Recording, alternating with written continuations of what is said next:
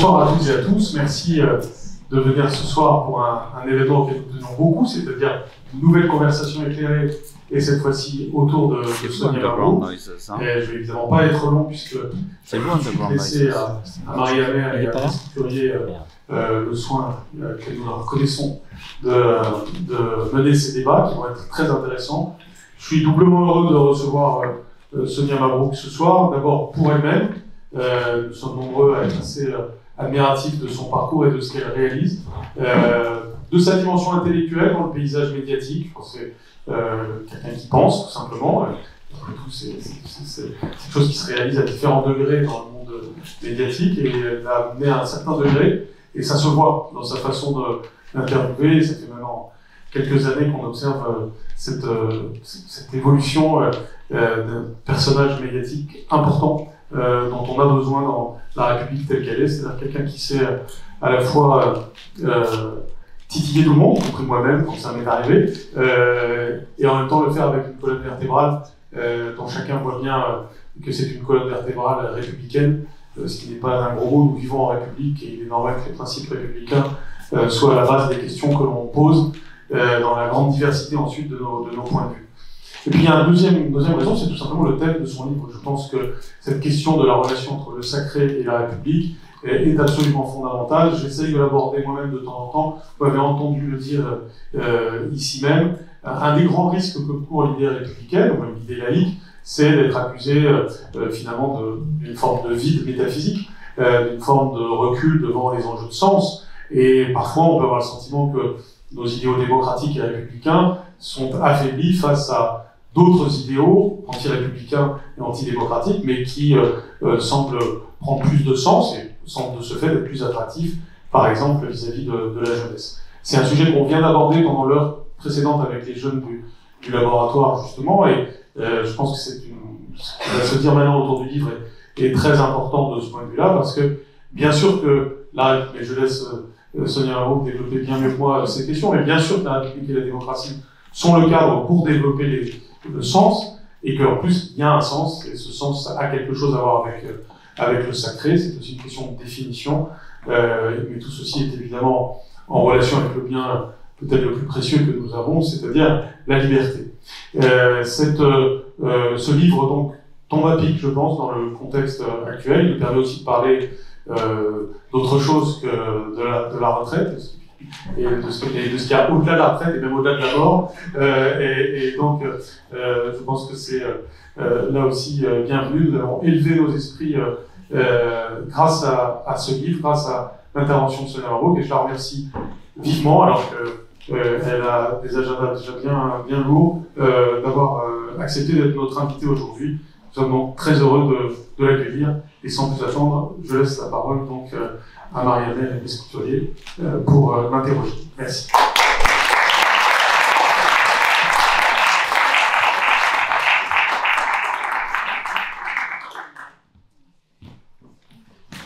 C'est à moi que revient la lourde tâche de présenter Sonia Mabrouk, mais je ne vais pas le faire parce que vous l'avez toutes vues à la télé depuis longtemps. C'est une des journalistes qui compte dans le paysage audiovisuel français. Elle a commencé sa carrière sur l'échelle publique et elle en est partie pour l'échelle privée. Je ne vais pas vous énumérer lesquelles parce qu'on y sera encore à minuit. Donc je vais plutôt laisser la parole à Marie pour qu'elle vous présente le contenu du livre, parce que c'est vraiment pour ça qu'on est là. Et je pense avec Jean-Michel Blanquer que c'est un livre très intéressant. Et vous verrez qu'il y a beaucoup à en dire, même s'il est bref, il est puissant et il est trapu. Marie, à toi. Alors votre livre, évidemment, est une défense et illustration de l'importance du sacré. Je précise qu'il est publié aux éditions de l'Observatoire, parce que j'ai tendance à ne pas dire la maison d'édition, et je sais que ça compte pour les éditeurs et particulièrement pour vos éditeurs. Donc dans votre ouvrage, Sonia Mabrouk, vous racontez votre cheminement intime vers le sacré, et vous soulignez à quel point il est nécessaire dans notre société et dans notre nation aussi de le réhabiliter. Je vais commencer par une question très simple de définition. Est-ce que vous pourriez nous définir le sacré? Est-ce que vous reprendriez à votre compte la définition d'Émile Durkheim? Parce que ce qui est très intéressant dans ce livre, c'est que vous convoquez beaucoup de figures, de penseurs, de grandes figures de la sociologie, de grandes figures de la philosophie. On reviendra sans doute à certains certains d'entre eux, mais sur cette définition du sacré, est-ce que vous faites vôtre celle d'Émile Durkheim, et si vous pouvez la rappeler aussi? Merci, bonsoir. Bonsoir à tous et merci de votre présence nombreuse. Je suis très très heureuse d'être ici parmi vous ce soir et de figurer parmi les invités du laboratoire de la République. Je remercie évidemment Jean-Michel Blanquer. Je note qu'il ne m'en veut pas pour les quelques interviews un peu parfois, je vais dire, vives. Et je voudrais vraiment vous remercier, Monsieur Blanquer, pour d'abord cette invitation amicale, mais aussi pour cette initiative, ce laboratoire au service de la liberté d'abord, c'est essentiel.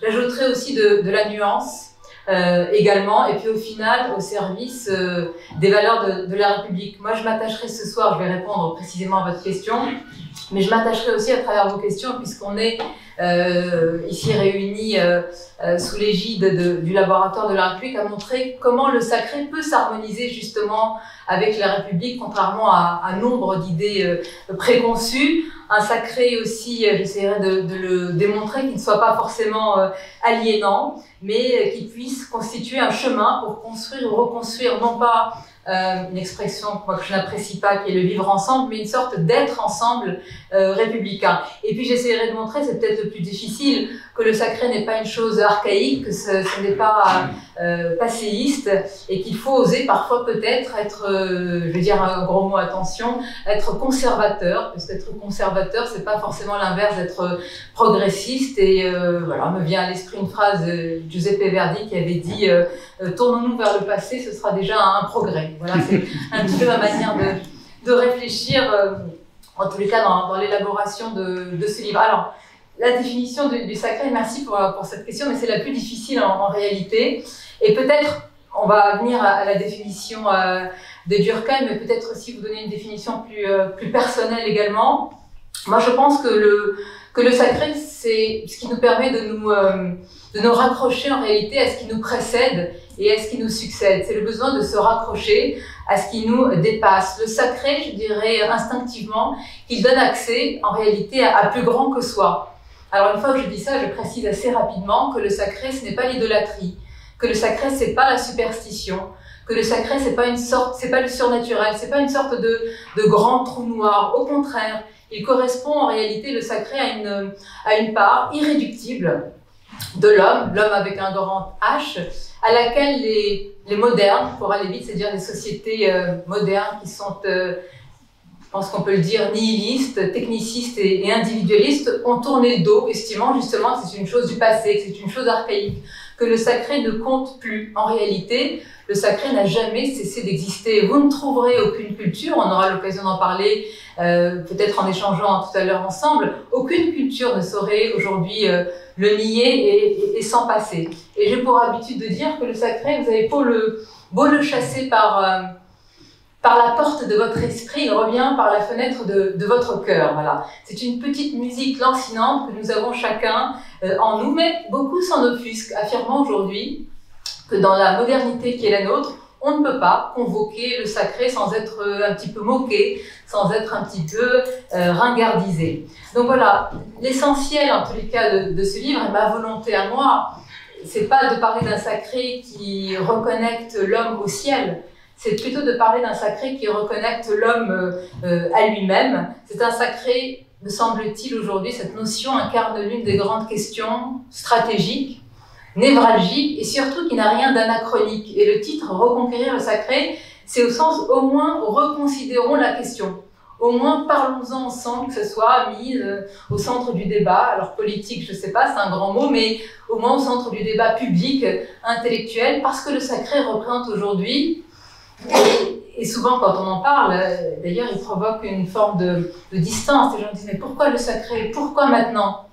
Moi je pense qu'il n'y a pas de question plus actuelle que le sacré. Je ne dirais pas que c'est plus actuel que la réforme des retraites, mais malgré tout je pense qu'on peut l'imposer dans le débat et vous allez voir pour quelle raison. Parce que le sacré, on peut l'imaginer aussi comme un sacré rassembleur. Et c'est ça ce qu'on peut-être on s'attachera à définir. Le sacré répond à une question qui me semble fondamentale et essentielle. Pourquoi la poser aujourd'hui? Parce cette notion répond à une question qui a été posée évidemment il y a déjà un certain temps par de très grands auteurs. Je citerai par exemple Saint-Exupéry qui a posé cette question à la fois essentielle, fondamentale et aussi magnifique. Et quand vous allez l'entendre, vous la connaissez, c'est à la fois une question et une angoisse. Dans la fameuse lettre au général X, Saint-Exupéry dit « Mais que faut-il dire aux hommes ? Que faut-il dire aux hommes ?» Et en réalité, à travers toute son œuvre, il pose en écho à cette question une autre question. Que peut-on encore dire aux hommes aujourd'hui ?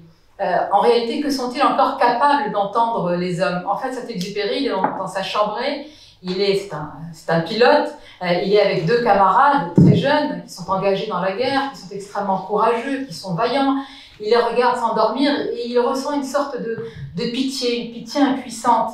Et il dit, mais ces jeunes hommes, après la guerre, ils auront ils auront vaincu, mais avec quoi vont-ils vivre? De quoi vont-ils vivre? Et il dit cette phrase, ils vont vivre de frigidaire, de comptabilité, de chiffres, mais on ne peut pas vivre de cela. Et il pose cette question qui me semble encore plus essentielle que celle que je viens de vous citer, que faut-il dire aux hommes? Il dit, de ce que nous avons aimé, que restera-t-il? Voilà, c'est ça le sacré finalement. C'est-à-dire que si on ferme un instant les yeux et qu'on y réfléchit, après je l'espère une longue vie, de ce que nous avons aimé, que restera-t-il? C'est ça le sacré. Vous reprenez quand même la définition d'Émile Durkheim à un moment. En opposant effectivement la pensée essentielle de Émile Durkheim, poser le sacré et le profane, puisqu'évidemment, d'un point de vue, si on s'intéresse simplement à l'étymologie, on a évidemment le sacré qui signifie séparer et distinguer, puis le profane qui est pro, donc devant l'enceinte réservée. Mais effectivement, vous invitez les uns les autres à reconquérir le sacré, à le réhabiliter.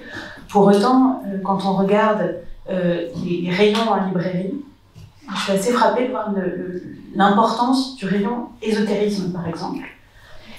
Donc finalement, je me suis demandé si vous n'étiez pas extraordinairement à la mode, en fait, avec un livre sur le sacré. Qu'est-ce que vous en pensez?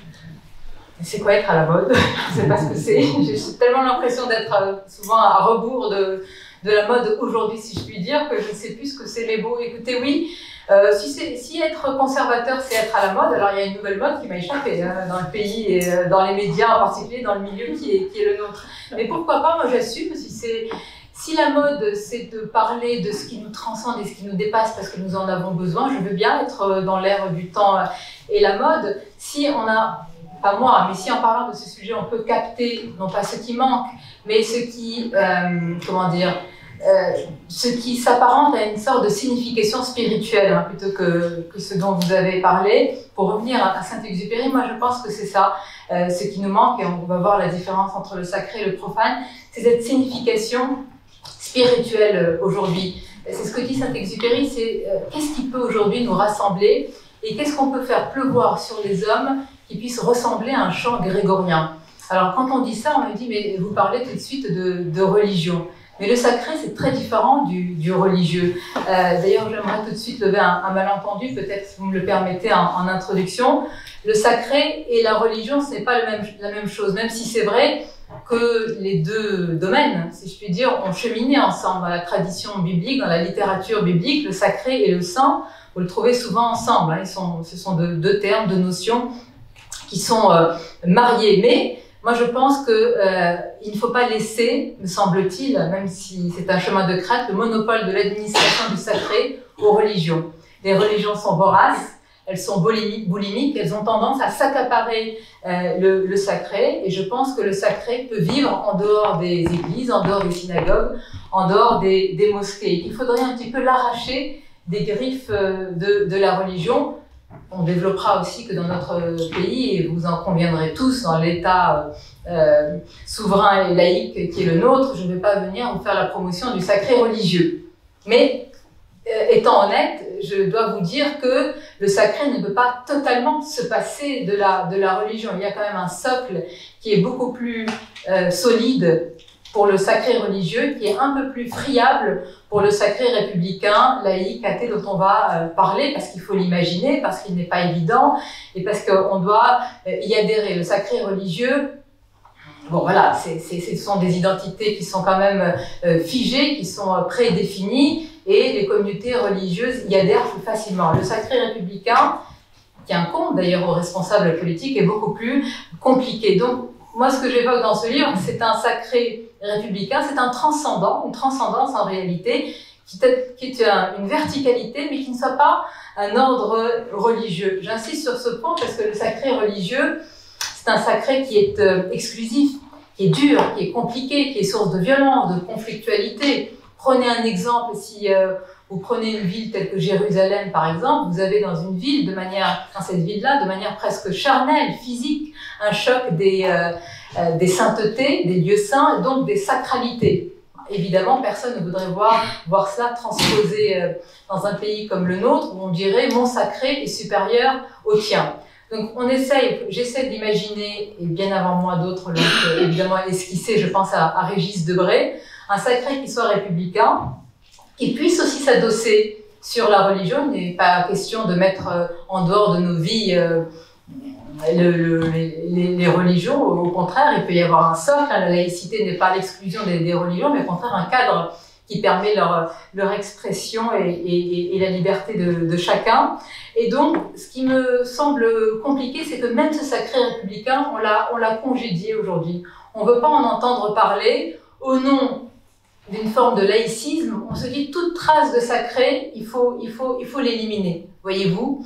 Moi, je pense que cette liturgie telle républicaine avec un sacré républicain, on doit l'accepter. Il faut maintenant l'imaginer et la construire, ce qui n'est pas un chemin aisé et un chemin de rose, il est vrai. Je vais vous citer, ou plutôt je vais citer Régis Debray tel que vous le citez parce que je ne me souvenais pas de ce passage. Selon Régis Debray, tout ce qui légitime le sacrifice et interdit le sacrilège, c'est le sacré. Et vous n'avez pas eu de mal à montrer dans votre livre comment, chez nous en France en particulier, il y a eu un déplacement du sacré, du domaine religieux vers le domaine politique à travers l'idée de la nation sous la Troisième République. Bravo, c'est vrai qu'on a quelques monuments, quelques rituels, le 14 juillet, l'Arc de Triomphe avec la tombe du soldat inconnu, qui sont chez nous effectivement les dernières traces d'un sacré républicain qui survit encore. Mais dans quelle mesure survit-il quand on voit par exemple que la tombe l'Arc de Triomphe a été profané par les manifestants pendant les affaires des Gilets jaunes, qu'on voit les préfectures dans certains départements qui sont les représentations même de la puissance de l'État brûlées, attaquées, abîmées par d'autres manifestants. Bref, est-ce que vous pensez qu'il n'est pas un peu trop tard pour restaurer une forme de sacralité républicaine, alors même que la postmodernité nous entraîne vers une forme de nihilisme que vous décrivez fort bien du reste? Est-ce que vous ne croyez pas que votre combat est un combat d'arrière-garde et que quelque part, c'est foutu? Oui, absolument. Vous prenez, c'est la tenaille. Bon, vous avez... Mais effectivement, d'abord merci de citer la définition de Régis Debray, parce qu'en quelques phrases, il dit tout sur le sacré qui légitime le sacrifice et interdit le sacrilège. Juste sur ce point, or, nous sommes dans une société de plus en plus sans interdit, du tout permis, des bonnes paroles et de la compassion. C'est beau la compassion, sauf que ça ouvre la porte à des rues de lendemain. Et en réalité, derrière toutes ces libertés nouvelles qu'on vous promet et qu'on assène, se cachent bien souvent des intolérances masquées. Alors, vous me demandez si c'est un combat d'arrière-garde. Ça dépend aussi, parce que nous avons tous notre responsabilité. Il n'y a pas de hiérarchie dans les responsabilités, mais je voudrais quand même parler d'un domaine que je connais un petit peu, en tous les cas pour être de l'autre côté et d'en parler tous les jours, c'est le domaine politique. Par exemple, si on se penche un instant sur les discours des responsables politiques, quand vous les entendez, ce sont surtout les mots, le mot valise, un peu fourre-tout, et que j'ai d'ailleurs, je le note évoqué en introduction, c'est le mot de valeur qui est employé. Sauf que, hélas, 3 fois hélas, ce mot valise, ce mot fourre-tout, qui à force d'être employé, suremployé, a été vidé totalement de son sens. Alors évidemment, c'est le triptyque, hein. C'est le triptyque républicain, liberté, égalité, fraternité, tel que nous l'avons et nous l'aurons toujours, évidemment je l'espère, sur le fronton de nos mairies. Mais en réalité, et peut-être que si on faisait une sorte d'interrogation, si je puis dire, mais de sondage, vous auriez tous votre propre définition, votre définition spécifique à donner à cette trilogie. À gauche, d'ailleurs, on aime généralement la fraternité de 1848, qui symbolise une amitié universelle au-delà des classes sociales et des barrières. Mais où en est aujourd'hui ce beau et grand rêve? Il s'est fracassé sur la réalité. Et puis, par exemple, la fraternité. on la juge trop naïve, on préfère parler de solidarité. D'ailleurs, on dit devoir de solidarité, vous entendez de moins en moins devoir de fraternité. À droite, on préfère parler, je veux dire, de la fraternité des enfants de Dieu, mais reconnaissez que c'est compliqué de transcrire ou d'inscrire ce concept métaphysique dans la réalité. Donc voilà, là, malheureusement, ces mots, ces notions, ces valeurs me semblent aujourd'hui, pas seulement qu'à moi, malheureusement, quand on voit l'état de tout ce que vous venez de décrire, comme un peu évanissant. Et vous noterez que dans tous ces discours des responsables politiques, il y a un mot qui n'apparaît pas, ou très peu. Quelques-uns le citent, il faut le reconnaître. C'est le mot de sacré. Alors pourquoi il n'est pas employé? Il est devenu presque malséant. En réalité, je ne veux pas dire tabou, parce que tout est devenu tabou, mais malséant. C'est-à-dire qu'il y a un chapelet de qualificatifs pas très sympathiques qu'on adjoint au sacré. Pourtant, je vais vous donner des exemples. Alors des exemples difficiles évidemment, si des tombes sont profanées, si la Marseillaise est sifflée, qu'est-ce qu'on va dire? On va dire eh bien qu'il y a une profanation, on va dire qu'il y a un outrage pour la Marseillaise. Mais à la base, si c'est un outrage et si c'est une profanation, c'est que c'était sacré. C'est ça le mot. C'est pas parce que c'est pas les valeurs, c'est le sacré. Si c'était interdit, si c'était proscrit, c'est parce que c'est sacré. Mais le mot ne sera pas employé. Par contre, il faut reconnaître au président de la République, Emmanuel Macron, de l'avoir employé à très très bon escient sur une phrase qui est passée inaperçue pour un moment toujours douloureux, évidemment, de notre histoire, quand il y a eu les fameux tags sur le mont Valérien. J'ai noté la phrase parce qu'elle est importante et tout a été dit. Donc des tags sur anti-pass sanitaire, et le président de la République, Emmanuel Macron, a dit « souiller ce lieu sacré de la République, ce lieu sacré de la République, c'est porter atteinte à ce qui nous unit. » Et en fait, en une phrase, il a tout dit, parce qu'il a qualifié, pour moi, une philosophie des lieux sacrés, le Mont Valérien, un haut lieu de notre mémoire nationale, et ce qui nous unit. Parce que le sacré nous unit. Mais pourquoi on a du mal à l'accepter? Parce que le sacré, il suppose des barrières, il suppose des interdits, il suppose des règles. C'est ce qu'a dit dans sa définition Régis Debray. Et dans une société qui a, j'allais dire subi, je peux dire subi mai 68 et tout ça, je peux dire dans une phrase, dans une salle comme celle-ci, et il est interdit d'interdire. Je trouve qu'il n'y a pas eu, pardon d'être honnête, pire slogan, en réalité plus dévastateur pour notre pays, parce qu'il n'y a rien de plus protecteur en réalité que des barrières. Et dire que les barrières ou les règles sont génératrices de frustration, c'est être totalement malhonnête, c'est avoir déformé en réalité ce qui est le cadre d'une collectivité, d'un être ensemble républicain, et donc nous sommes en train de payer encore les conséquences de cela, et c'est pour ça qu'on a bouté le sacré, alors religieux, hors de nos vies, mais le sacré aussi républicain. Et je vous rejoins. Alors, est-ce que c'est d'arrière-garde? Moi, je pense qu'un responsable politique ou un responsable public, quelqu'un qui a à cœur de faire avancer le débat, ne peut pas reconnaître cela. Je pense que vous-même, quand vous le dites, vous savez que c'est impossible de dire on baisse les bras et on passe à autre chose. Mais vous avez raison. En fait, on ne respecte plus. Je reviens à Saint-Exupéry, puisqu'il a vraiment trouvé les mots. Il dit c'est le nœud qui noue tout. C'est le cérémonial. C'est comme si vous mettez hors de votre vue les rites, les rituels, tout ce qui fait qu'une collectivité tient en réalité toute une mystique républicaine qui passe par une philosophie des lieux, par une géographie de nos lieux qu'on respecte de moins en moins. Alors on peut donner aussi des lieux en dehors de nos frontières hexagonales et qui sont d'une puissance incroyable. Pour nous tous, je pense, c'est un lieu plus que de mémoire, plus que de sacralité. Et voyez-vous ce qu'on y fait aujourd'hui. Par exemple, le camp d'Auschwitz. Je ne sais pas ce que vous en pensez. Vous avez tous vu ces selfies qui sont pris. Alors on peut se réjouir qu'il y ait des jeunes gens moins jeunes qui visitent, etc. Mais je ne sais pas, mais on est saisi par cette image et par cette situation. Vous voyez des personnes qui se tiennent comme ça, de manière bancale sur un chemin de fer, et vous savez ce qui s'est passé, et qui font des photos d'eux-mêmes dans un tel lieu. On ne peut pas faire ce qu'on veut dans un lieu sacré. Et si vous ne l'avez pas compris vous-même, si on a besoin de vous le dire, c'est qu'il y a un problème. S'il y a besoin de rappeler une telle évidence, c'est qu'il y a un problème et qui remonte à loin. Il y a deux idées fortes dans votre livre qui m'ont beaucoup retenu. La première, c'est que quand on chasse le sacré de quelque part, il fait retour, comme l'inconscient, d'autres manières, et de manière parfois bien plus inquiétante que ce qu'on avait caché, qu'on avait dissimulé. La deuxième idée forte, c'est que nos sociétés postmodernes, désenchantées, le désenchantement du monde, dont vous faites référence avec Max Weber et puis avec Marcel Gauchet, nous nous sommes crus, nous, civilisation occidentale et surtout européenne, supérieures, ou disons en avance sur le reste du monde parce que nous avions désacralisé la plupart des choses et que nous étions rentrés dans une société postmoderne hyper rationnelle, vous les dénoncez.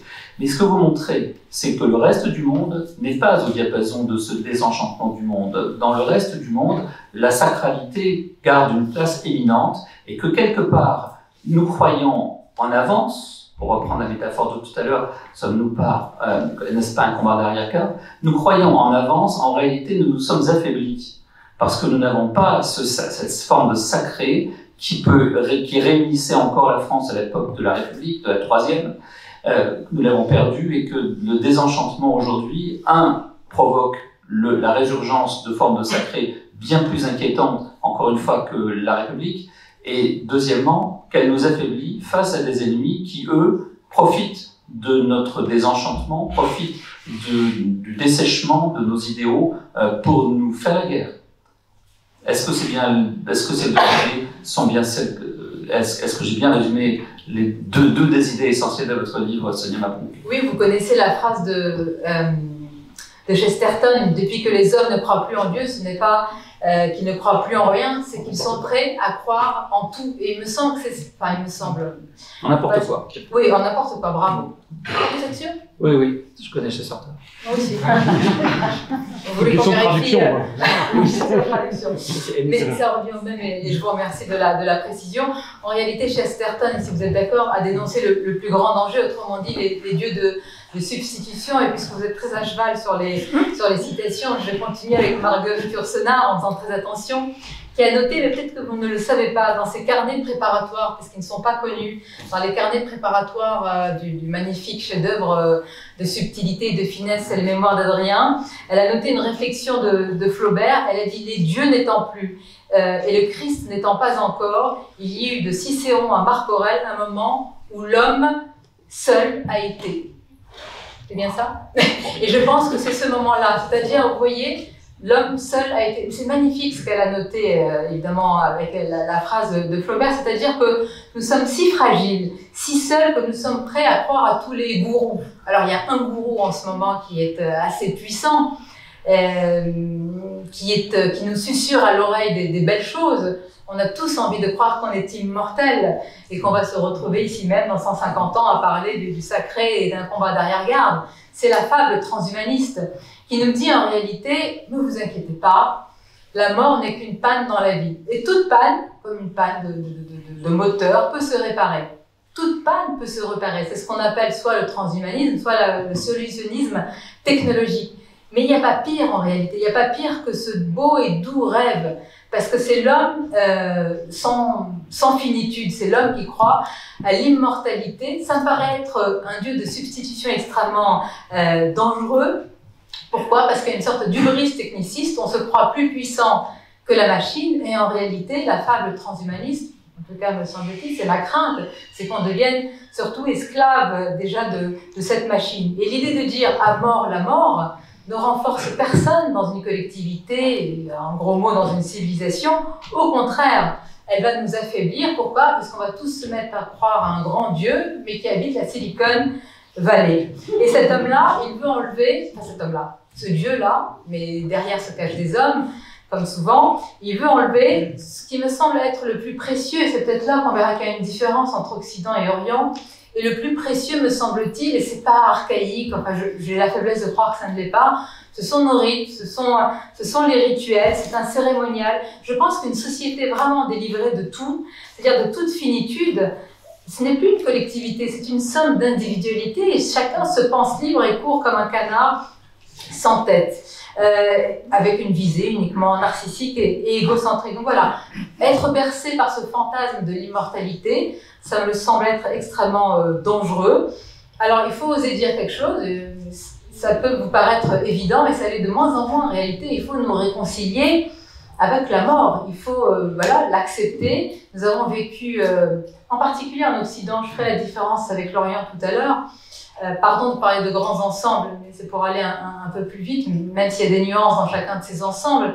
Nous avons vécu la crise du Covid avec une rupture anthropologique que beaucoup ont dénoncée aux conséquences majeures, puisque pour beaucoup d'entre nous, nous avons été empêchés d'accompagner nos êtres chers jusqu'à leur dernière demeure. Je ne sais pas si on a vraiment mesuré l'inhumanité de ce qui a été décidé. Oh non, certainement, et c'est très difficile d'être du côté des commentateurs et de dire, regardez, les mesures ne sont pas bonnes quand on a connu une crise aussi inédite. Mais enfin, comment on a pu accepter ça?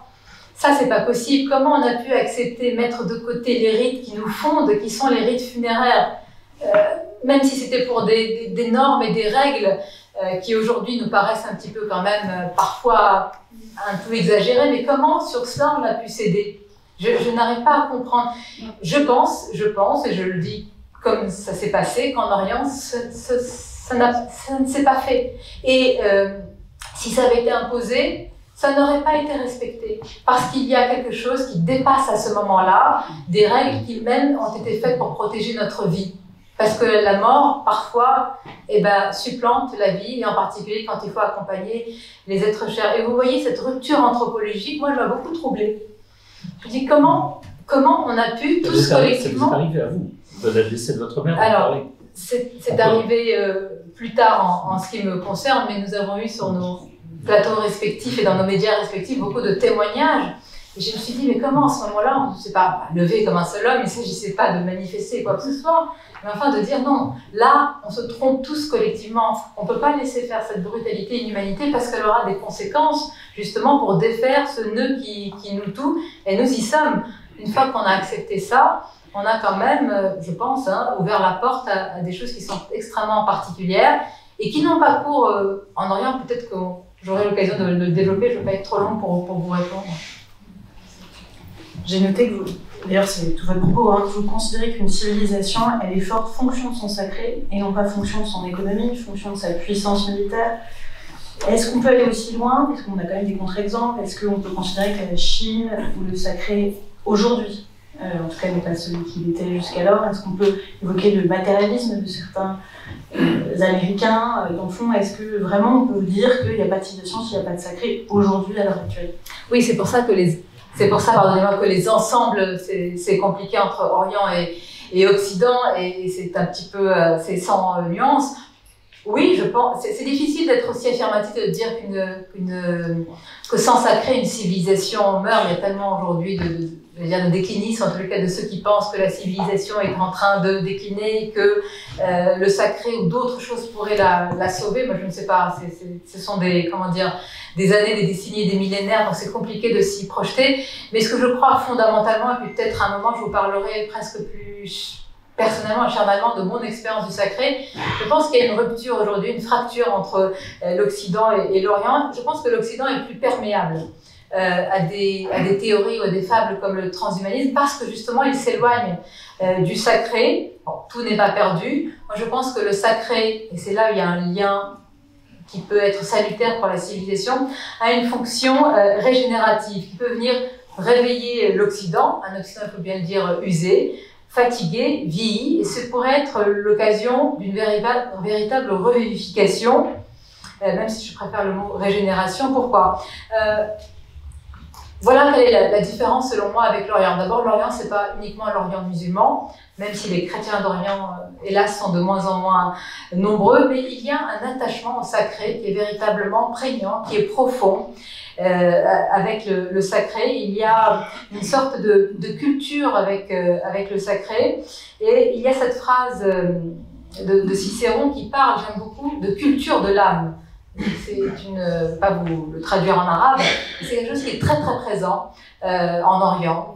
D'ailleurs, ça transcende, c'est pas seulement dans la culture musulmane, c'est aussi très présent chez les chrétiens d'Orient. C'est-à-dire que Cicéron estime que la philosophie seule et les raisonnements seuls, débarrassés de tout, sont insuffisants pour venir à bout de toutes les peurs inutiles. La peur inutile, pour lui, c'est la mort. Et qu'il faut cultiver son âme, une sorte d'agriculture, dit-il, de l'âme individuellement et collectivement aussi par le sacré. une sorte de culture spirituelle qui n'existe plus aujourd'hui en Occident, à laquelle on ne prête plus attention, comme une sorte de musique à laquelle on n'est plus sensible. Alors, est-ce que c'est une question, moi je me suis beaucoup posé justement, c'est une interrogation, est-ce que c'est une question d'éducation, est-ce que c'est une question de culture, est-ce que c'est une question d'acceptation justement de la fatalité, parce que la fatalité, c'est beaucoup plus prégnant et c'est consubstantiel à la culture orientale. En tous les cas, l'objectif, si vous voulez, c'est d'aller vers une conscience, me semble-t-il, à travers le sacré, qui soit supérieure. Peut-être un gros mot de le dire ainsi, c'est ce que dit Saint-Exupéry, c'est-à-dire qu'il y a une sorte de conscience, voilà, qui nous dépasse, qui est une culture de l'âme. C'est quelque chose qui est plus grand que soi. Quand l'autoroute ou le boulevard devient plus grand que vous-même, il ne s'agit pas de ne pas penser à vous-même, c'est-à-dire de penser différemment. Pour vous le dire avec des mots qui me sont personnels, chacun dans sa vie a à construire une sorte de cathédrale avec ses propres pierres. Alors je choisis cathédrale, ça peut être temple, sanctuaire, ce que vous voulez. Et chacun y met, c'est des choses assez simples, hein. Chacun y met, le sacré renvoie à la poésie, le sacré renvoie aux couleurs, le sacré renvoie à l'amour, le sacré renvoie à l'art, le sacré renvoie au silence. Moi je l'ai vécu ainsi, et vous me le permettez, peut-être que je pourrais parler de cette expérience personnelle finalement du sacré pour être très, très concrète. En fait, c'est une relation directe avec avec les forces du cosmos, avec la puissance de ce qui est. Nietzsche parle d'une sorte d'élan vital. Bergson, il vous dit aussi que c'est la volonté de puissance. Et en fait, vous vous reconnectez avec les forces du monde, et j'insiste pas avec l'esprit ou une divinité ou quoi que ce soit. Donc ce n'est pas de l'ordre du religieux. Mais cela suppose une sorte de dépouillement. Alors je sais, vous allez me dire, mais tous les jours aller dans le chaudron de l'actualité, parler de dépouillement, c'est quand même compliqué quand on est à ce point connecté. Mais en réalité, ce retrait de soi et ce retrait du monde, il peut être tout à fait momentané. Il exige simplement, j'allais dire, une franchise, une sincérité, un isolement et une sorte de stricte observance, pour reprendre le titre d'un ouvrage de Michel Onfray. Et en disant ça, je dis pas, il faut traverser le désert à pied, il faut pas, faire le pôle en traîneau, ni l'Atlantique à la rame. Non, je vous rassure. Moi, je crois plutôt en un retrait du monde qui soit un retrait en soi. Vous avez évoqué, probablement que dans cette salle, vous avez connu aussi des moments difficiles, comme on est tous appelés à connaître, un deuil qui vous est qui vous semble indépassable. Eh bien, vous le connaissez, ce retrait en soi, parce que vous ressentez très vite ce besoin de vous enfermer, qui s'apparente presque à un besoin de, pardonnez-moi de le dire brusquement, mais un peu brutalement, mais d'être enseveli, d'être symboliquement à l'être aimé, ou pas d'ailleurs symboliquement, peut-être que certains ont un rapport beaucoup plus brutal avec ça ne sert à rien, c'est un geste magnifique de grandeur, mais qui ne ramènera pas l'être cher, et ça participe de cela, ce retrait en soi. Ça vous permet aussi, si vous voulez, de revenir à une sorte de dépouillement, de vous retrouver face aux défis de vous-même. C'est compliqué de se retrouver avec soi-même. Parfois, c'est beaucoup plus compliqué de se retrouver avec les autres, et d'atteindre le sommet de soi-même, c'est beaucoup plus compliqué parfois que d'escalader parfois, pardonnez-moi, souvent certaines montagnes. Moi, je l'ai vécu. Je l'ai vécu enfant, avec un monument que j'ai appelé mon monument, et j'ai vécu à l'âge de 7-8 ans. C'est pas du tout un moment que j'ai fantasmé, c'est pas un moment... j'ai pas pensé à ce moment-là écrire sur cela, vous imaginez 20 ans plus tard, je vais pas exagérer sur l'âge, quelques années plus tard, mais j'habitais face à une cathédrale, qui est la cathédrale Saint-Louis à Carthage. J'aurais pu être peut-être face à une mosquée, ça aurait été plus courant en Tunisie, mais c'était cette cathédrale, et ça m'a toujours fait une impression très très étrange. J'avais l'impression que c'était extrêmement fragile, parce que c'était pour moi une église, une cathédrale en terre d'islam. J'avais l'impression qu'il fallait la protéger, que c'était un petit peu comme la neige au soleil, que ça pouvait fondre. Et donc cette fragilité a provoqué une sorte de rapprochement avec ce monument, de cousinage affectif, un peu mystique avec ce monument. Et quand je le regardais par la fenêtre avant d'aller à l'école, je me disais, c'est étrange. Véritablement, j'avais cette impression que les pierres de ce monument, c'était un petit peu les pierres de ma propre vie. peut-être de la vôtre, si vous étiez face à ce monument, que les nervures, c'était un petit peu les lignes de la vie. Je me disais, mais comment peut-on avoir une telle proximité avec un monument, comme avec le corps de l'être aimé, de le connaître parfaitement, de connaître les arcades, de connaître les vitraux, de tout connaître de ce monument. Je lui dis, il faut aller le visiter. Et donc, une fois que j'y suis allée, il y a eu vraiment un sentiment, je ne vais pas dire étrange, etc., mais j'ai senti une véritable rupture, et c'est ce dont vous parliez tout à l'heure, je vais pouvoir peut-être l'expliquer, entre le sacré et le profane. C'est-à-dire que dès que je suis entrée, j'ai vraiment senti la césure entre l'extérieur et l'intérieur, entre la frénésie de l'extérieur, entre le silence de la cathédrale, entre l'abondance de l'extérieur, entre la frugalité du lieu, de cette philosophie des lieux de la cathédrale. Et puis j'ai senti une sorte de retrait véritablement en moi, en soi, je le décris ainsi. Il y avait un dehors et il y avait un dedans, et je continuais à voir cette cathédrale comme faisant partie de moi, c'est-à-dire que je voyais les arcades, les fondamentaux aux piliers de mon existence comme étant les piliers de cette cathédrale. Et puis il y avait une sorte de balancement entre l'extérieur et l'intérieur, une sorte aussi de tiraillement entre la volonté d'être dans le monde extérieur, véritablement les deux pieds ancrés dans tout, et puis une volonté d'être en retrait en soi. J'ai touché du doigt ce qui m'a semblé être une expérience du sacré. C'est bien plus tard que j'ai compris qu'on pouvait rattacher cela à une expérience du sacré. Je l'avais évidemment absolument pas compris à ce moment-là, mais l'enfant que j'étais avait compris que c'était un moment singulier, que c'était un moment unique, qu'on pouvait se reconnecter non pas à Dieu. Je n'étais pas dans un lieu qui faisait référence ni à ma culture, ni à mon éducation, ni à rien de ce que je connaissais, et pourtant j'ai eu ce sentiment familier d'un cousinage véritablement mystique et affectif, et c'est à partir de là où j'ai développé un peu plus tard une défense qui pour certains paraît un peu étrange aujourd'hui quand je dis il faut rappeler les racines judéo-chrétiennes de la France. Je ne le dis pas parce que il faut le dire et que certains me disent ah, mais c'est bien, voilà quelqu'un qui est d'une autre culture et qui le dit, mais je l'ai ressenti à ce moment-là. J'avais l'impression que cette cathédrale dans cette terre d'islam était tellement précieuse alors là je dis pour nous à ce moment-là parce que c'était ma culture et la communauté dans laquelle j'étais, et que si je protégeais cette cathédrale, j'allais me protéger moi-même en réalité.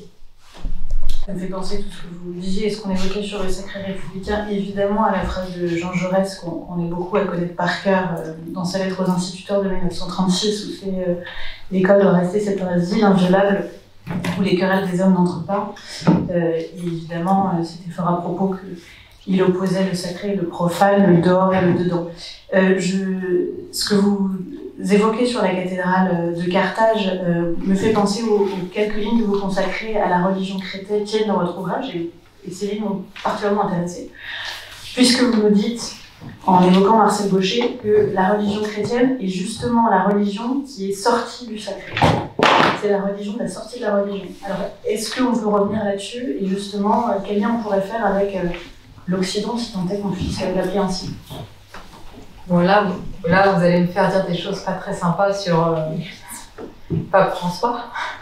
C'est-à-dire que ça, c'est un regard, si je puis dire, extérieur, un petit peu, c'est-à-dire que c'est sur les suites du Concile Vatican II. Alors, c'est pas du tout, c'est pas un avis que je donne, me semble-t-il, c'est un constat.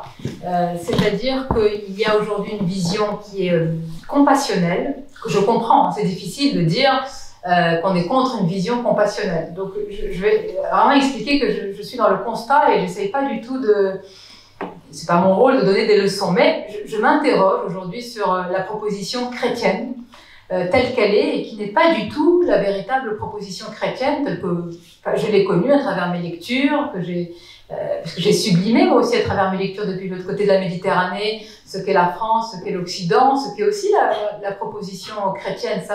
Tout ça me semble lié, et donc je vois une sorte de dérive de la proposition chrétienne aujourd'hui, qui est que la vision compassionnelle, selon laquelle il faut aller vers l'autre, c'est une évidence, mais l'autre aujourd'hui, dans la bouche du pape, dans ce qu'il développe, c'est le migrant. C'est très bien, et nous devons tous avoir ce devoir de solidarité, de fraternité. Mais en allant vers cela, il est en train de développer une sorte de liturgie, de proposition chrétienne qui tourne le dos à la véritable proposition chrétienne qui n'est pas celle-là, et il est en train de développer une sorte de fantasme d'une humanité retrouvée, c'est-à-dire qu'il faudrait aller vers une religion de l'autre et tourner le dos à un christianisme, à certaines racines qui de fait n'ont pas exclu l'autre, mais marquent une différence. J'ai noté un texte il n'y a pas si longtemps, justement de l'institution de l'Église catholique, où on explique en réalité qu'il y a la paternité divine et que toutes les religions, ça c'est très bien, toutes les religions y sont soumises. Mais c'est faux. C'est totalement faux. L'islam ne le reconnaît absolument pas. Et donc, par cette volonté aujourd'hui d'embrasser toutes les religions pour montrer qu'on est ouvert à l'autre, ce qui est une bonne chose, je le rappelle, on se trompe complètement d'abord sur soi, ce qui est la proposition chrétienne, et sur les autres, puisqu'on a envie d'embrasser toutes les religions pour montrer combien on est œcuménique, si je puis dire.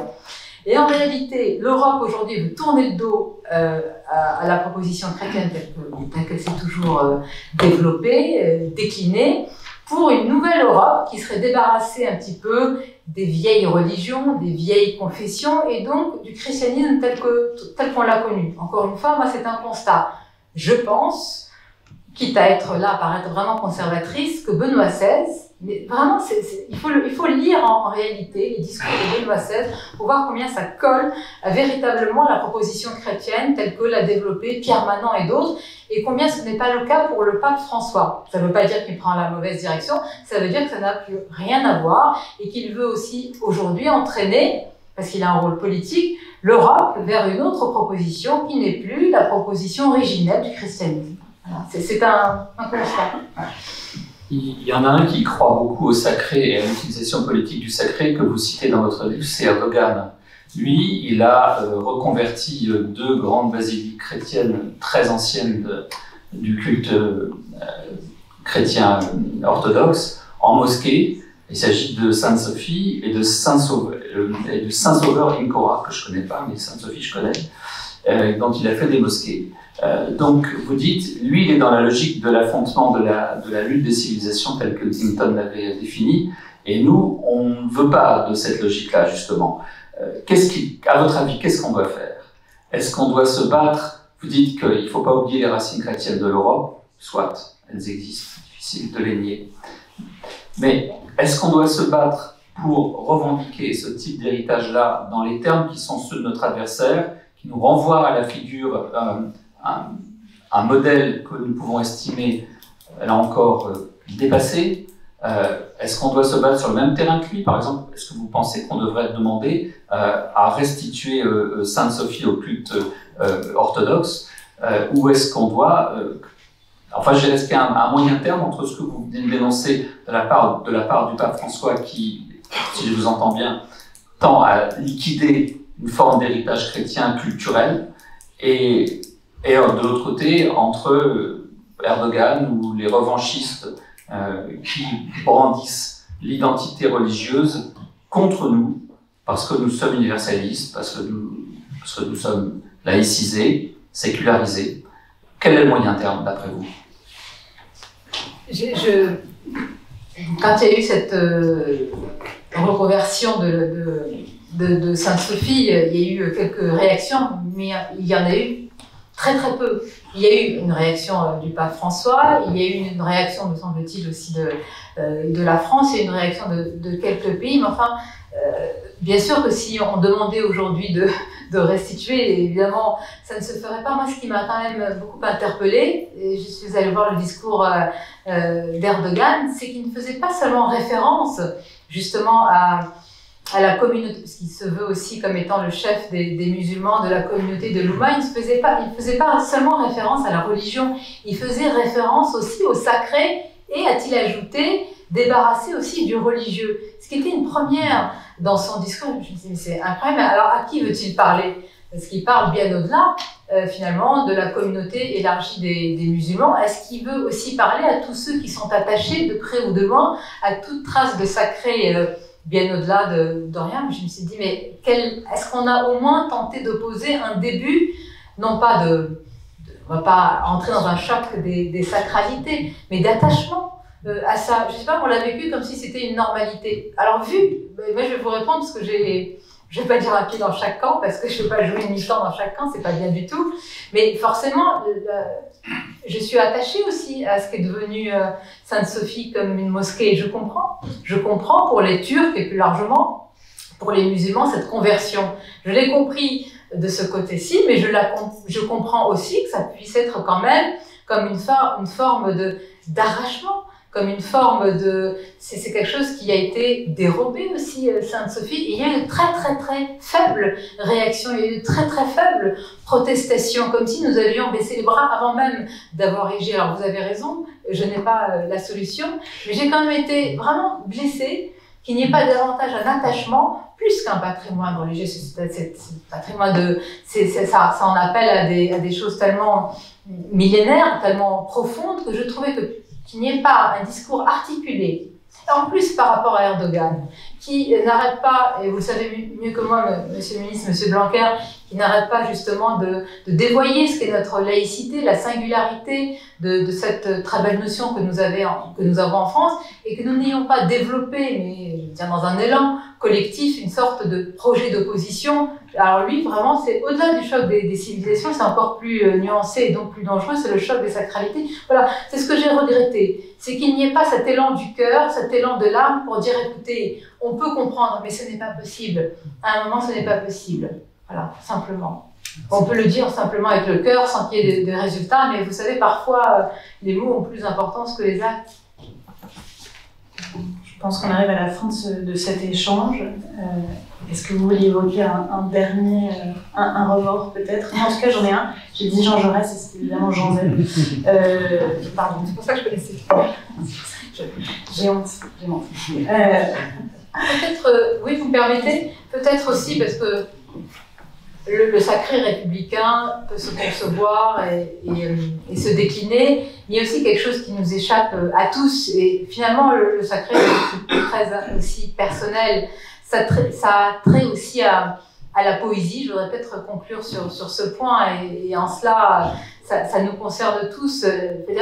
Moi, la poésie que j'aime, elle a des racines communes avec la spiritualité. J'ai amené un livre d'un poète contemporain, peut-être que vous le connaissez, qui nous a malheureusement quittés il y a quelque temps, qui s'appelle Christian Bobin.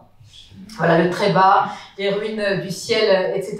Et je pense qu'il ne faut pas aller chercher des traces de sacré très très loin en réalité, parce que là, vous voyez, si je fais ça, il y a plein de poussière de sacré qui tombe sur cette table. Pourquoi? Parce que dans le regard d'un poète, il y a du sacré.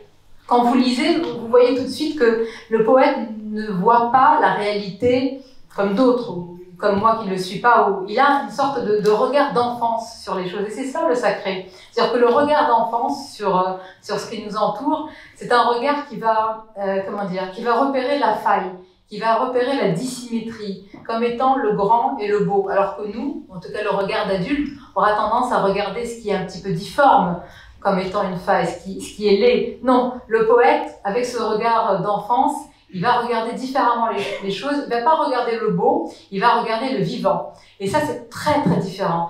Et à partir de cela, eh bien, va découler la prose, la poésie, qui est une respiration de l'âme. Le sacré, c'est pas beaucoup plus compliqué que ça, c'est une respiration de l'âme, c'est parfois quelques phrases magnifiques qui vous emportent très très loin. Et je pense que c'est une sorte de, quand je dis respiration de l'âme, c'est comme il s'agit de s'aérer en fait la chambre de l'âme, c'est d'ouvrir grandes les fenêtres, les portes, les volets finalement, pour faire entrer un peu de lumière. Et entre poésie et sacré, il y a une sorte de cousinage, c'est un mariage. Pas un mariage de raison, puisqu'il peut y avoir de vulgarité entre ces deux notions magnifiques. Ça peut être qu'un mariage d'amour, où, comme tout mariage d'amour, quand les deux se rencontrent, ça s'enflamme. C'est ça le sacré. Merci Sonia Laouk pour cette conclusion.